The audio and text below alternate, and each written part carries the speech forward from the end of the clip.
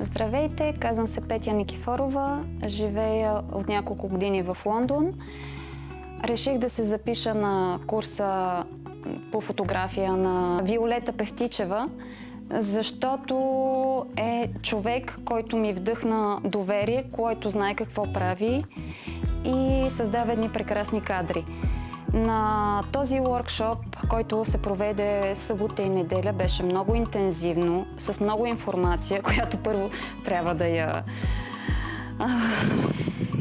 осмисля, да намеря нещата, които ми липсват, и установих всъщност, че нещата, които ми липсват, това е комуникацията с клиентите, начина и отношението към клиентите. Курсът ми беше много полезен.